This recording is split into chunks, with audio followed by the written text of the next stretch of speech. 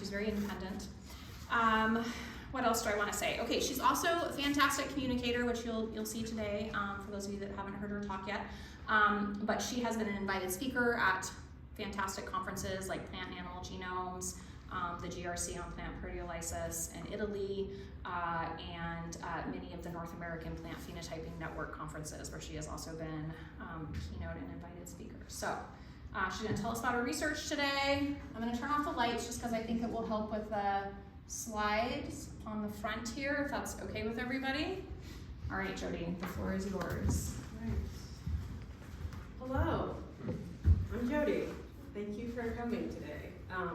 So I'm here to talk about my graduate research, which is the development of novel bioinformatic tools for plant genomics and biological network discovery. And my advisor is Dr. Kelly, who introduced me so eloquently. Dr. Kelly talked about most of this, but I'm from Maryland, also known as the DC, Maryland, Virginia area, or DMV. So fun fact, I know everywhere else DMV means the place that to get your license and stuff. But in Maryland, where I'm from, we call it the MVA, the Motor Vehicle Administration. So that was like a culture shock when I'm like, I'm from the DMV, and they're like, you're from the driving place? No. Just some random facts about me. I am a gamer. I like roguelikes and shooters. I'm in the Marvel Rivals team. I enjoy anime, and I play like D&D at least once a week. Over my time here, I've been very busy, and I have a lot of different projects, but they break into two categories, mainly being automated phenotyping and biological networks. So we're going to talk about both of those together, but first we're going to kind of start at the beginning of all things. So first of all, why maize? Maize is a really pivotal crop, and it supports a large part of the developing world's calories, and also a lot of animal calories. It's also a really big part of our economy here in the US. So it is an extremely important commodity. And one thing that is really pivotal in understanding the way plants grow is understanding phenotypes, or their physical manifestations. And that's impacted by the environment and also underlying genetics. Now, there are many ways to assess phenotypes. There's a phenotyping group for every part of a plant, from shoots to tassels to roots, all of that jazz. But in the Kelly Lab specifically, we study roots. Now, that's a little difficult because roots are soil bound, they're hidden, and they're very difficult to get to. So part of what's very interesting about this work is kind of looking at like a hidden world underneath the soil. So throughout my time here, I use a lot of omics, which omics is a very fancy way of saying a mode of measuring biological data. And a lot of my analysis was multi-omics, which is analyzing two different types of biological data simultaneously to look at a particular problem. So during my time here, I used many different types of omics, including transcriptomics, genomics, proteomics, phenomics, and interactomics. Now, there are several different types of analysis methods, and they broadly depend on a lot of factors, like the type of omics that you're using, how closely related the data is, if there are treatments involved, and how noisy your data is. And there's different transformations that can be done, different visualizations or clustering methods that can help in analyzing that data.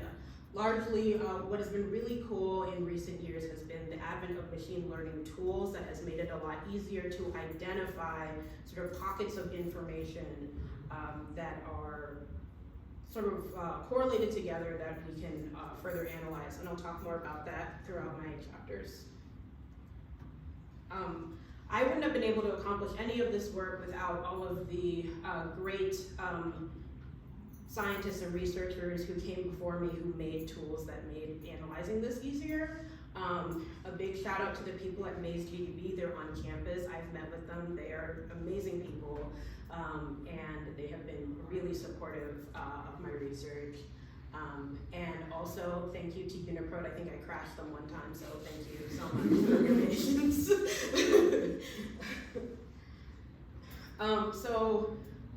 For my particular work here, we're going to talk about like novel tools. We're first going to be talking about the imaging parts and the phenomics, and then we're going to talk about some predictive network development as well. So, methods in plant genomics. This is a submitted chapter under review currently. So, roll towel assays, what are they? They are a method for scientists to look at early development stages in plants, particularly in the Killer Lab. We use them for maize. This is like a very staple assay that happens in the Killer Lab, like go through hundreds of these in a week, maybe.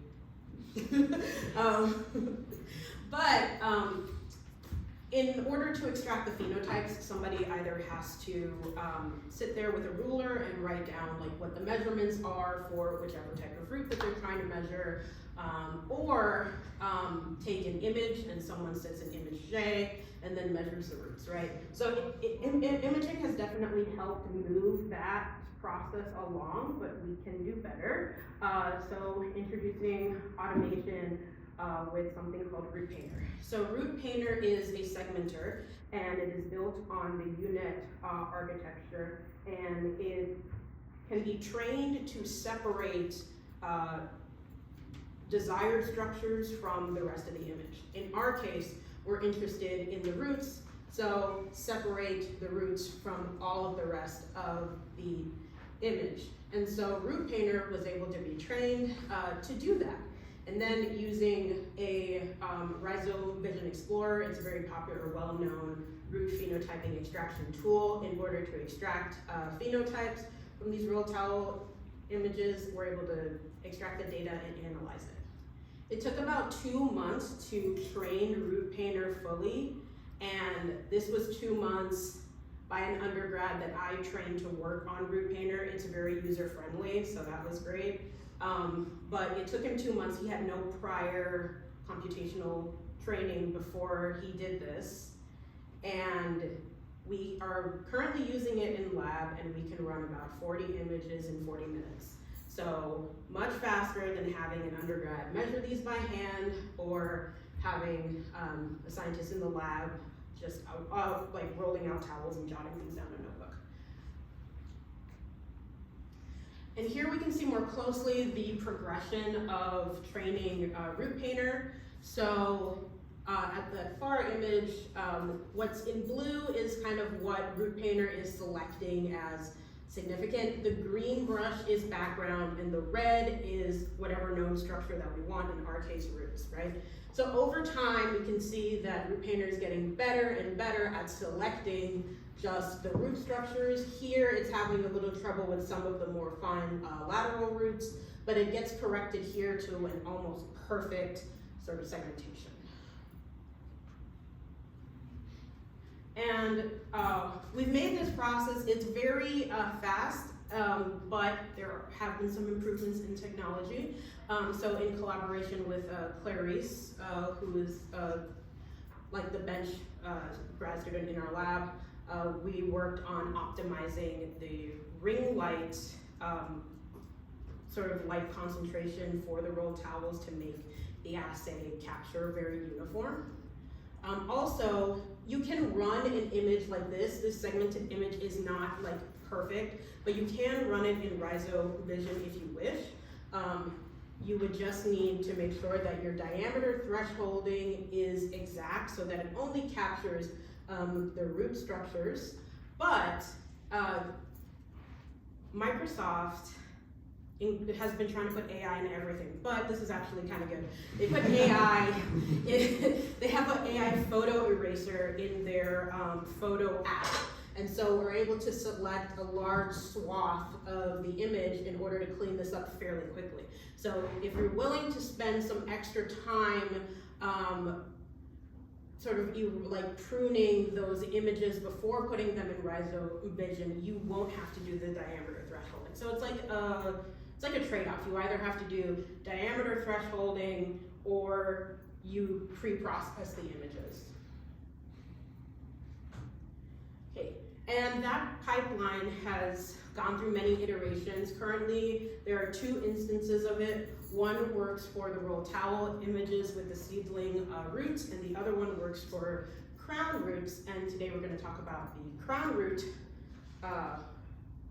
application here. And this paper is published in Plant Phenomics, but what we did was trained a root painter RizoVision pipeline instance on crown roots, extracted those phenotypes, and used transcriptomic data and analyzed it in conjunction, sort of like a side-by-side analysis, to see if there were any like pockets of expression for things that were significant for root development. And this project started with a previous grad student in our lab, Craig Cowling, well, Dr. Cowling now, who observed that different genotypes in maize, when they were grown, like their root structures are different even though they're closely related. Of course, they would react differently between the mock and the auxin treatments, but even between just different genotypes in the mock, we can see different root development at like the roll towel stage. But we're also seeing that as well in the field. So the question is there a correlation between what we're seeing in the early stages to what we're seeing in the field stages? Can we sort of predict what our root structures may look like? And here's an application of the pipeline trained on the crown root images and segmented RizoVision. And with the data extracted from RizoVision, it extracts around 27 phenotypes. We compare them to B73, which is our benchmark. And the stars indicate statistically significant phenotypes for B73. So there are, as compared to B73 in those genotypes. So there are several traits that are significant across many different genotypes, but that's still not enough. We want to understand why that they're different. And so we look at some of the transcriptomic expression. So here we have the top 100 transcripts compared to B73, and you can see that there are several pockets of very high expression in many different genotypes, and some also pockets of low expression. So we'd like to investigate those more, and in order to do that, we did a WGCNA, or a weighted gene co-expression network analysis. And this is one of the pockets that we, one of the clusters that we looked at. And this particular cluster is related to the genotype W153R. And here, what's interesting is that we were able to get 2 go hits for beta 134-glucan, which is an enzyme that is necessary to facilitate cell wall loosening, and that enables root growth. So we can see in a genotype that had some heavy root development expression, we're seeing an enrichment in a root development in an enzyme that is correlated with root development, and that is very interesting. Hope to look into that more one day, maybe not me, but someplace. So back to our central question, is there a correlation between sort of the roll towel images like the seedling development and the field development? And the answer is kind of,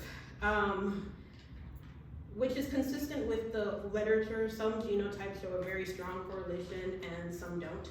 So that's kind of what we got here. Some very strong correlation, others not so much. But with all of those, with our new pipelines, we can extract a bunch of phenotypes. We can do a lot of cool things with those phenotypes. And one thing that I really wanted to do was transcriptome-wide association study, or TWAS. So broadly speaking, TWAS is a method that correlates transcriptome abundance with a phenotype in order to narrow down which transcripts are pivotal to that phenotypic expression. Different packages have different methods of doing this. For this particular application, I use the Bravo package, which is based on Bayesian trees, and that was developed here at ISU in our lovely stats department. So I used the pipeline that for the roll towel images, and the Kelly lab did a derivative of the WEDIV study looking at genotypes that were strongly correlated with root development. And so extracted a bunch of those roll towel images. And this is a sample of the types of phenotypes that we find. There are a lot of root tips and branch points that they vary by genotype. So it goes high, medium, low. So here we can see a bunch of branch tips and root tips and branch points. It might be a little hard to see in the back, but there are a lot of lateral roots offshooting here. So this would be considered a very high expression of root tips and branch points. Here it's kind of in the middle, where some of them have quite a bit of root tips and branch points and others not so much. And here we see very few root tips and branch points with not as much lateral root development. So we did this for around 200 genotypes. I also did transcriptomic analysis for those 200 genotypes, and we were able to cluster like the top 100 transcripts and found some really cool clusters. But I think this would make a really cool glass mosaic. So if anyone wants inspiration, here you go. Please take a picture and send it to me. But with that data, we're able to put those extracted phenotypic traits and our transcriptome data into Bravo and perform a TWAS and get some hits per the different traits, right? So we got several hits, which are these transcripts that seem to be pivotal for these particular traits. And one that was of particular interest to us is Eskimo 1. Eskimo 1 has been shown, like, in Arabidopsis to be involved in water economy, drought stress, and salt tolerance. Those are also facets that are strongly correlated with root development. So it would be very interesting to study it in maize as well. And so we did CRISPR on Eskimo 1 in maize. And shout out to Clarice, who tried her hardest to keep these plants alive. But it seems that the CRISPR was seedling lethal for Eskimo 1. So that could be due to like CRISPR making a null allele or something. But there are many different methods of like testing this particular trait, and we'd love to test it again. Maybe in the future sometime. But yes, it was seedling lethal. So in short, Eskimo 1, of course, the phenotype of seedling lethal, it does warrant some additional study, but the Bravo package did identify many other transcripts that could be significant, and so it's worth investigating some of those other ones as well, and the traits associated with them. So now we're going to like switch gears a bit. That was my phenotyping work. And now we're going to talk about the networking stuff. And we're also switching organisms. We're out of maize, we're into Arabidopsis. So, Arabidopsis. Arabidopsis is a model plant organism, and we're going to also talk about auxin, which is essential hormone for growth and development in plants. So one of the really cool things about auxin is that across different cell types and tissue types, for instance in a root, it can create like a gradient, almost think of like an ombre color concentration of auxin levels, and that triggers different sort of stages of development in the different cell tissues. So the question is, does this impact how like kinases are like what kinases are present in these different cell types and sort of their behavior. So what is a kinase? And so a kinase is a type of enzyme, and it transfers a phosphate group from high energy donor to a specific substrate in its active loop, that little loop-de-loop right there. So we're looking at kinases and their corresponding substrates in the different tissue types. So we're looking at the endodermis and the epidermis, and shout out to Dr. Buss for taking these great pictures. So what was the approach to do this? The approach was using proteomic data generated by the Wally Lab to activate, look for activated loop kinases, and using a published correlation matrix that used Pearson and Spearman correlation to identify likely interactions between kinases and substrates, visualizing those networks, and then doing a Go enrichment analysis per tissue type. So this is the network of predicted kinases. Here we're looking at, like, the blue is the epidermis versus endodermis, and the green is the epidermis, the pink is the endo, and the orange is epi plus endo. So the orange one are ones that are shared between all of the tissue types. So we can see that there's only a handful of sort of kinase nodes that are shared between all of them. And here are some different subnetworks that's a little bit easier to see. The blue are the kinases, and the vermilion or pink are the substrates. And so we can see that in the different tissue types, there is, some of the networks are very small and testable, and some of them are very expansive. But we can see a trend of there being very few kinases and many substrates that interact. So overall, auxin has varying impacts on different root cell types, and there are different kinases and substrates interact, and there's like many different groups, and there needs to be more studied on this for testable interactions in order to like get these networks down. And also the Wally Lab has more updates. So I will now talk about a project that took up a lot of my time, but is near and dear to my heart. It is Puppet. Shout out to Applebee's, because that's where Clarice and I came up with this name.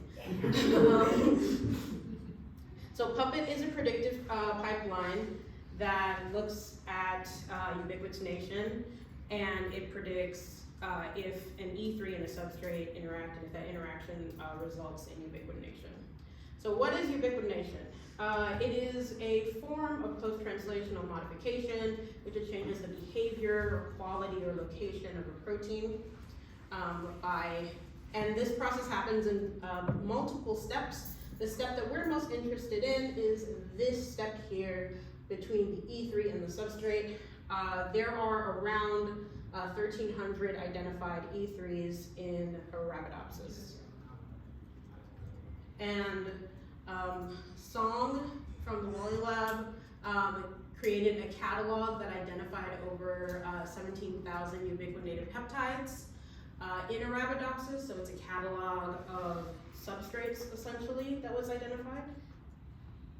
And so now the outstanding question is, we have around 1,300 E3s and around 6,000 substrates. And so which E3 goes with what substrate? And that's where Puppet comes in. So there was a published work that used a Bayesian network to identify E3s and their corresponding substrates in humans. And so I took that concept and I added on to it by adding a binary layer, co-expression layer, as well as two protein prediction machine learning tools, which is HDoc and ESMFold. Both of them are sequence-based tools in order to predict, well, with high confidence, if two things are interacting. And so this is PUPPET, which is the predictive ubiquitination protein pipeline for E3 substrate interaction testing. And it is a function in the Jutsu package from the Hidden Maze Village Kelly Lab GitHub. So if we just did the Bayesian work, we would end up with a network like this. Still smaller than with 1,300 times 6,000, right? Still much smaller than that, but this is still not manageable for testing. And in comes PUPPET. So we did a lot of different networks, but this is just a subset network. This is for specifically the protein group that is the FBOX network.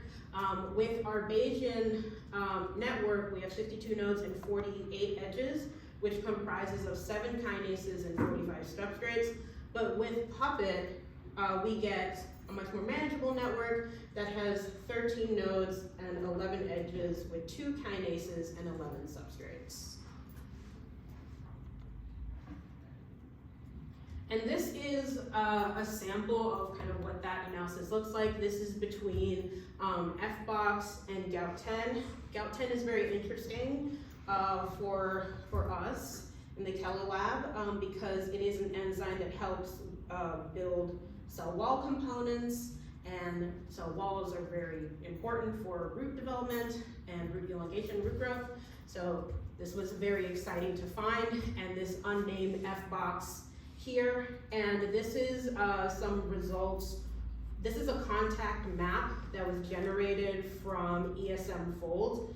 This this interaction met our requirements for HDOC, but here is the contact map, and we can see that more like towards like the middle of this particular protein, we're seeing a lot of contact. And due to computational limitations, the proteins had to be split in order to run this, because this protein is very long, this unknown FBOX protein. So something to think about in the future would be how to split proteins for computational purposes without disrupting domains, which is something I was thinking about. So that is, here we have these contact maps, very pretty. And this is an example of kind of what you would get from HDOC. So the blue is the primary structure, and the green is the secondary structure, and the alpha helixes are the vermilions, and I really like this protein structure. Yes.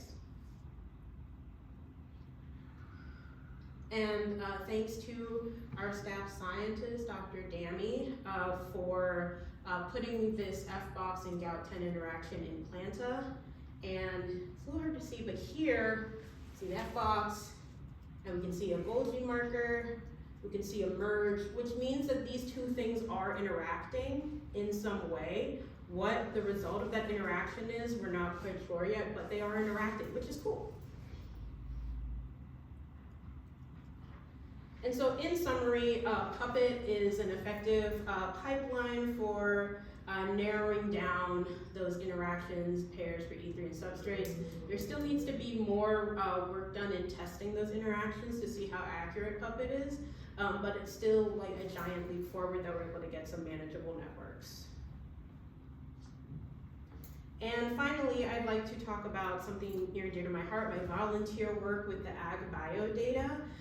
So I had the privilege of being part of a phenotyping working group where we talked about how to properly store, manage, and access phenotyping data in a way that would benefit the scientific community. And so we wrote a white paper for fair phenomic databases, advocating for resources and support for building a phenotyping database and what that would look like. And that is published in Science and Public Policy. And finally, I'd like to thank my lab mates. I'd like to thank Dr. Kelly. Without her, none of this would be possible. I'd like to thank Dami for doing a lot of the lab work, and Clarice for keeping the plants alive, and Lauren for hanging out, and Ella, who is not here, but she is like Clarice's right hand, been extremely helpful.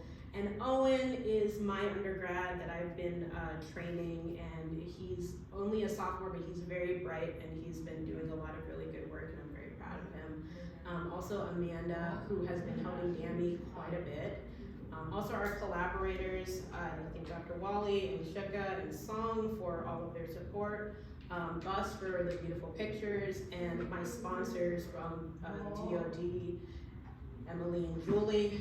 I'd like to thank my committee members as well as former lab members. A special shout out to Dr. Cowling for all of his great work, and Jasper and Jacob and Luke, who I mentored and who helped a lot.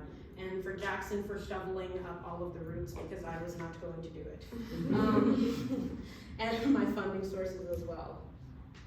So thank you for your time and attention. Are there any questions?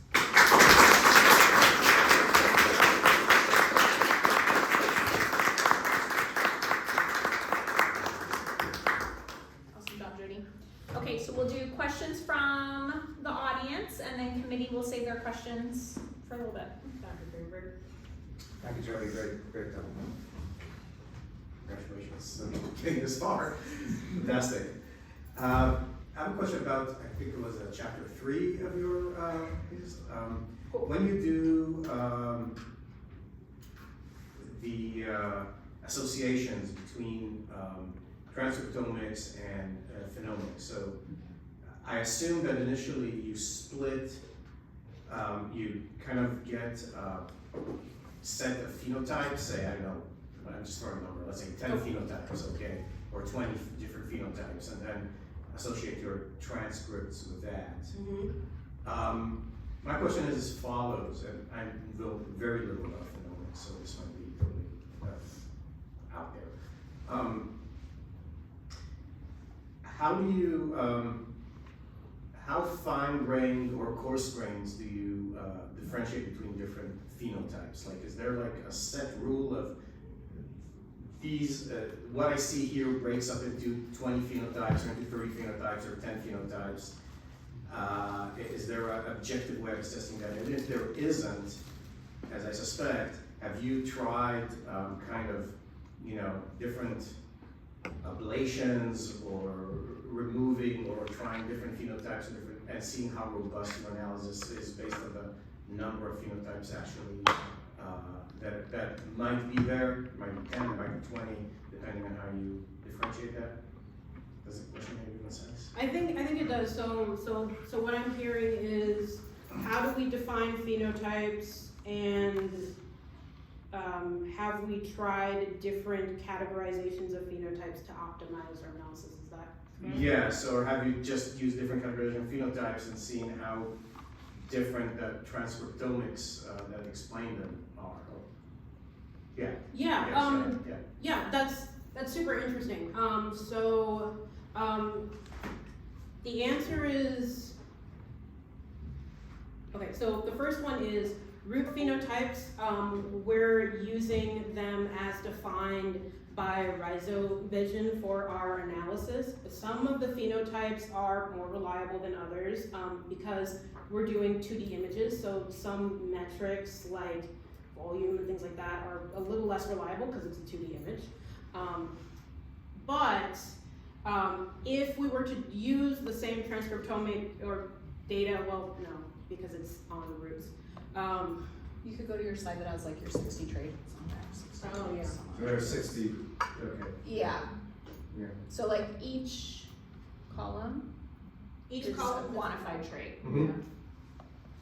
And then the genotypes are rows. Mhm. So, like I said, if those were kind of, could be lumped into 50 or 40, how much would the result like? Does that even make sense? Or differentiated into 90? Would it be the same? I mean, are these totally objective phenotypes? Like I said, I know very little about phenomena. So some of these are like very measured phenotypes. For interesting, something like branch points. You can only have so many branch points, or root tips, right? Yeah. Like you can only have so many. Okay, so those are actually quantitative. Yes, yes, those are quantitative. That makes sense. Yeah. So all of these are quantitative? Yes. Okay. All right, that kind of answers the question. But some of them are nested because like area or volume would include branch points or length, you Yes. know, like they influence one another. But I think that's common for any kind of phenotype space where. Well, I won't call them nested, more like they're correlated, right? Oh, yeah. Nested. Okay, like I said. But then we can get into 3D images. Mhm. Which No, we're I not push doing roots in for. space. No roots in space. Which I push for. Alright, thanks. Any other questions? Yes. Great job, on your presentation. I'd like to ask more about, your root painter, and how, the images you used, seem like they were pretty standardized, and I don't really know, root imaging very well, but, are the images you're training the model on standard, across like all of the images, or were you using different quality or I guess zoomed in images? Okay, yes. So for the crown root images, which were the adult roots, those were all taken on scanners, so those are pretty uniform. For the roll towel images, those were taken with cell phones. And By tons of different. by tons of different people, different heights. You've seen Craig and Clary's, right? So, I meant that with love, right? Like, so, yes, different heights, different scales, for that, for the, Different lights. for If the you forget roll to tower. turn the ring light on. Yes, yeah. So, Yes. okay, Yes. So- Messy set. yes, the answer is yes. And it is there is a ring light on the phone stand. That's it. Yeah.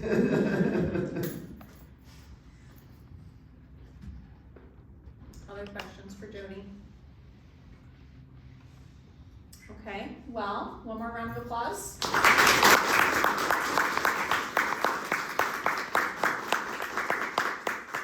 Now it's committee time, so if anybody wants to hang out, we have a lovely espresso bar and snack spot here till we are done. Or there's a fun shop downstairs. And then otherwise the committee will be here. Do you need a second or anything? Good. How are you?